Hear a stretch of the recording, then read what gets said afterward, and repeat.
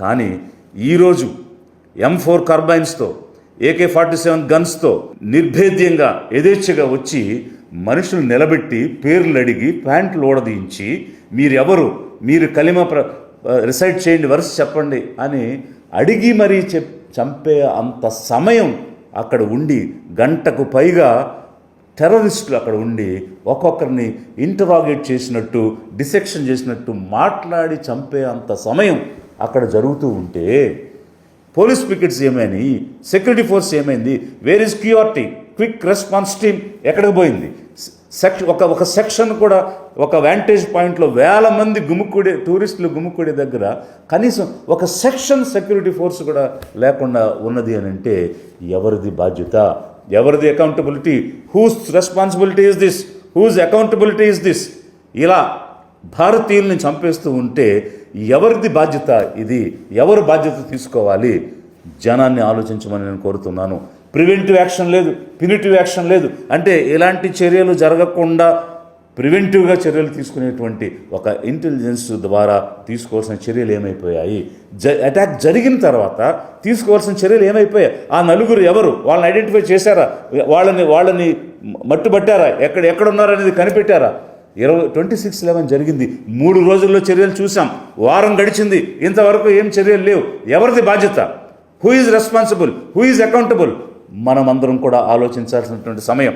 ఇలా భారతీయులను చంపుకుంటూ పోతే గుడ్లు అప్పగించుకుని చూస్తూ ఉంటామా? వారు కాల్పులు జరిపినంతసేపు అడ్డుకోవడానికి ఏ రకమైనటువంటి ప్రయత్నము ప్రభుత్వ పరంగా, సెక్యూరిటీ పరంగా జరగలేదు. కేవలం ఒక సయ్యద్ హుసేన్ అలీ షా, అక్కడ గుర్రాన్ని నడుపుకుంటున్నటువంటి వ్యక్తి పోరాడాడు. అతనికి ఏ విధంగానూ సంబంధం లేని వ్యక్తుల కోసం, అతని ఊరు కాదు, అతని పేరు కాదు, అతని బంధువు కాదు, అతని మతం కాదు, అతని రాష్ట్రం కాదు, అయినా కూడా వచ్చినటువంటి టూరిస్టుల్ని ప్రొటెక్ట్ చేయాలి అని ఎదురు తిరిగి ప్రాణాలు అర్పించాడు.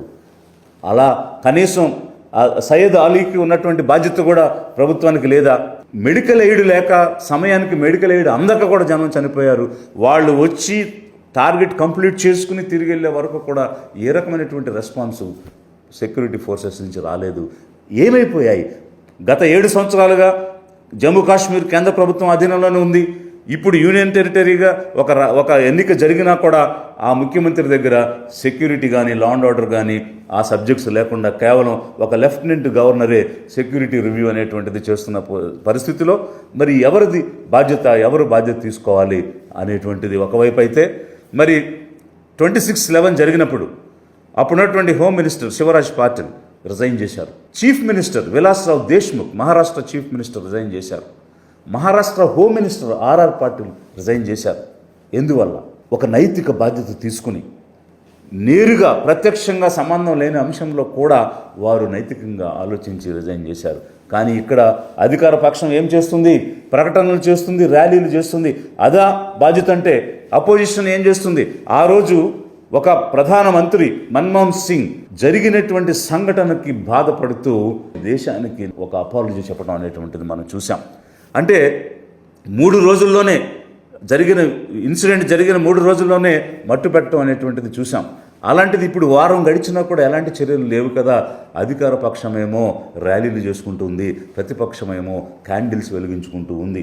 ఇదేనా ప్రజాస్వామ్యంలో బాధ్యతగా ప్రవర్తించేటువంటి విధానం? అంటే అధికారం ఇచ్చింది బాధ్యతగా ప్రవర్తించడానికి ఒక పొలిటికల్ అకౌంటబిలిటీ లేదు, ఒక అడ్మినిస్ట్రేటివ్ అకౌంటబిలిటీ లేదు, కనీసం మోరల్ అకౌంటబిలిటీ కూడా ఉండదా? నైతిక బాధ్యత కూడా ఉండదా? నైతిక బాధ్యతతోనే కదా ఆనాడు home minister, chief minister, state home minister అందరూ కూడా రిజైన్ చేశారు. ఈరోజు ఇప్పుడున్నటువంటి హోమ్ మినిస్టర్ ఎందుకు నైతిక బాధ్యత తీసుకోలేదు? తీసుకుని మేము ప్రజల ఎడల బాధ్యత కలిగి ఉన్నాము, ప్రజల కోసం నిలబడతాం, ప్రజలను రక్షిస్తాం, మేము ఒక వాచ్ మ్యాన్గా, వాచ్ డాగ్గా పనిచేస్తామని చెప్పిన వారు కనీసం పొలిటికల్ అడ్మినిస్ట్రేటివ్ అకౌంటబిలిటీ తీసుకోకపోయినా నైతిక బాధ్యత తీసుకునైనా వారు రాజీనామా చేయాల్సిన అవసరం ఉందా లేదా ప్రజలను ఆలోచించమని నేను కోరుతున్నాను. అయితే మరి ఆ రోజు కాంగ్రెస్ గవర్నమెంట్లో ఉంది, అప్పుడు ముఖ్యమంత్రిగా ఉన్నారు, గుజరాత్కు ముఖ్యమంత్రిగా ఉన్నారు ఇప్పుడున్నటువంటి ప్రధాని. ఆ రోజు ఏం మాట్లాడారు? ఏ విధంగా మీరు బాధ్యత తీసుకుని పని చేయలేదు, ఏ విధంగా ప్రభుత్వం ఫెయిల్ అయిందని మాట్లాడారు. మరి ఈరోజు అత్యధికంగా హిందువులు చనిపోయారు ఈ అటాక్లో. అటాక్ అనేది భారతీయుల మీద జరిగిన వాళ్ళు ప్యాంట్లు ఊడదీయించి పేరు అడిగి కావలసినంత సమయాన్ని తీసుకుని చంపడం అనేది ఒకవైపు అయితే 24 మంది హిందువులు, ఒక ముస్లిం, ఒక క్రిస్టియన్ను పక్కన పెడితే, మరి హిందువుల యొక్క ప్రాణాలకు విలువ అన్నది కాంగ్రెస్ ప్రభుత్వంలో ఉన్నప్పుడే ఉంటుందా? బీజేపీ ప్రభుత్వంలో ఉన్నప్పుడు ఉండదా? ఆర్ఎస్ఎస్ ఏం చేస్తుంది? విహెచ్పి ఏం చేస్తుంది? కల్చరల్ ఆర్గనైజేషన్ బజరంగ దళ్ ఏం చేస్తుంది? మా హిందువులు చనిపోయారు అనేటువంటిది వచ్చినటువంటి మీడియా కథనాల ప్రకారంగా మరి నీకు బాధ్యత లేదా అని ఆర్ఎస్ఎస్ ప్రభుత్వాన్ని ప్రశ్నించదా? విహెచ్పి బీజేపీ ప్రభుత్వాన్ని ప్రశ్నించదా? అంటే బీజేపీ ఉన్నప్పుడు హిందువులు చనిపోతే ఏం కాదా? కాంగ్రెస్ ఉన్నప్పుడు హిందువులు చనిపోతేనే ఆ హిందువులకి వాల్యూ ఉంటుందా? ఇప్పుడు చనిపోయిన హిందువులకి వాల్యూ లేదా? ఆ ప్రాణాలకు విలువ లేదా? What RSS is doing, what VHP is doing, what Bajrang is doing? Hindutva అని ప్రచారం చేసి అరిచే వాళ్ళు అందరూ హిందువులు చనిపోయారు. ఎక్కడ పోయారు మీరందరూ? ప్రభుత్వాన్ని నిలదీయరేంటి? ప్రభుత్వం యొక్క బాధ్యతను మీరు అడగరేంటి? ఇప్పుడు హిందువులకి ప్రాణాలకి వాల్యూ లేదా? ఇప్పుడు మాట్లాడరా? చిచ్చు పెట్టడానికి మాట్లాడతారా? మతోన్మాదాన్ని లేపడానికి మాట్లాడతారా? మరి హిందువులు చనిపోయారు కదా, మీరు ప్రభుత్వం నిలదీయండి, ఎవరిది బాధ్యతను అడగండి. హోంమంత్రి ఏం చేస్తున్నారు, ప్రభుత్వం ఏం చేస్తుంది అని నిలదీయాల్సినటువంటి ఆర్ఎస్ఎస్ ఎక్కడికి పోయింది, విహెచ్పి ఎక్కడికి పోయింది, బజరంగ్ దళ్ ఎక్కడికి పోయింది అని లిబరేషన్ కాంగ్రెస్ పార్టీ అడుగుతున్నది, డిమాండ్ చేస్తున్నది, ప్రజలను ఆలోచించమని చెప్తున్నది. అటాక్ జరిగిన తర్వాత అంటే క్రాస్ బోర్డర్ టెర్రరిజం అనేటువంటి ఆలోచనతోటి ఇమ్మీడియట్గా కేంద్ర ప్రభుత్వం కొన్ని శాంక్షన్స్ని తీసుకోవడం, ఒక 5 నిర్ణయాలు చేయడం జనమందరికీ, ప్రజలందరికీ తెలుసు. అయితే ప్రధానమంత్రి గారు హిందీ హార్ట్లాండ్, మదర్ టంగ్ హిందీగా మాట్లాడేటువంటి బీహార్కు వెళ్ళి వారు ఇంగ్లీష్లో మాట్లాడారు. ఏం చెప్పారు? దీన్ని ఒప్పుకోం, దీన్ని అంతం చేస్తాం అనేటువంటి అంశాలు వారు హిందీ హార్ట్లాండ్లో ఇంగ్లీష్లో మాట్లాడారు.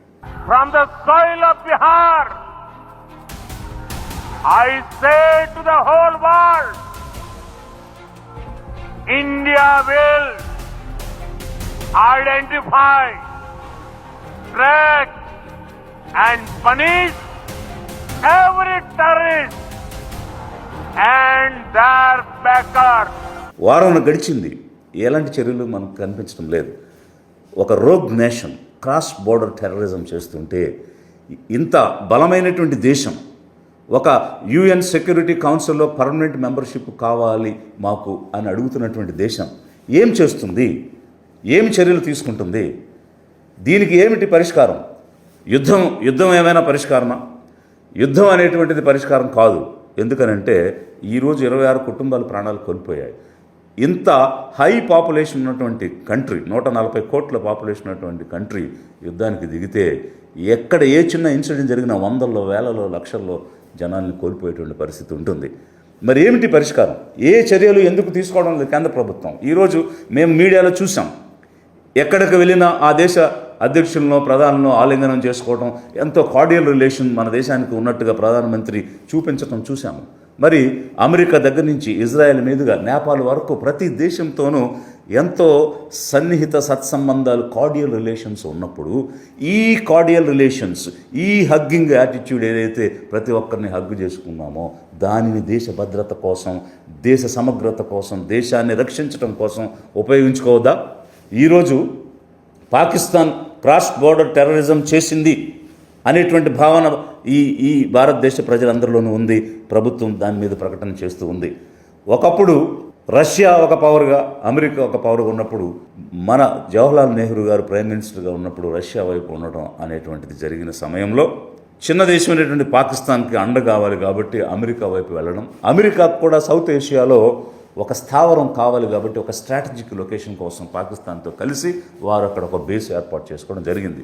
కానీ తర్వాత కాలక్రమంలో ఇందిరాగాంధీ గారు ప్రధానమంత్రి అయినప్పుడు నాన్ అలైన్మెంట్ మూమెంట్ అనేటువంటి తీసుకుని మేము ఆ పక్క కాదు, ఈ పక్క కాదు, మేము తటస్థలం అనేటువంటి ఒక NAM అనేటువంటి ఒక మూమెంట్ తీసుకొని వచ్చారు. కోల్డ్ వార్ ఎండ్ అయింది. తర్వాత అమెరికాతో సంబంధాలు పెరిగాయి. మరి ఈరోజు అమెరికాతో సంబంధాలు పెరిగినటువంటి సమయంలో ఆ సత్సంబంధాలను వాడుకుని ఉగ్రవాదాన్ని మట్టు పెట్టాల్సిన అవసరం లేదా? పాకిస్తాను షెల్టర్ ఇస్తుంది, లష్కరే తోయిబా లాంటి ఉగ్రవాద సంస్థలకు షెల్టర్ ఇచ్చింది, ఈ TRF కూడా దానికి సంబంధించిందే అని అనుకుంటున్నటువంటి సమయంలో మనకున్నటువంటి రిలేషన్స్ను వాడి పాకిస్తాను చేస్తున్నటువంటి ఈ టెర్రరిజాన్ని కానీ, ఇస్తున్నటువంటి షెల్టర్ను కానీ ఆపి ఉగ్రవాదాన్ని మట్టుబెట్టాల్సిన అవసరం లేదా? ఆ దిశగా ఎందుకు కేంద్ర ప్రభుత్వం అడుగులు వేయడం లేదు? ఇంటర్నేషనల్గా పాకిస్తాన్ మీద ఒత్తిడి తీసుకొని వచ్చి పూర్తి స్థాయిలో దీన్ని నిలుపుదల చేయడానికి ఎందుకు ప్రయత్నం చేయడం లేదు? దేశ విదేశాల మద్దతు తీసుకుని సింగిల్ అవుట్ చేసి టెర్రరిజం ఆపాల్సిన అవసరం ఉందా లేదా జనాన్ని ఆలోచించమని ప్రభుత్వాన్ని ఆ దిశగా అడుగులు వేసి యుద్ధం శరణం కాదు, సామరస్య వాతావరణంలో ఈ టెర్రరిజంని మట్టు పెట్టాల్సినటువంటి చర్యలు తీసుకోవడం దీనికి పరిష్కారం లిబరేషన్ కాంగ్రెస్ పార్టీ కేంద్ర ప్రభుత్వాన్ని కోరుతుంది, ప్రజలకు విజ్ఞప్తి చేస్తుంది.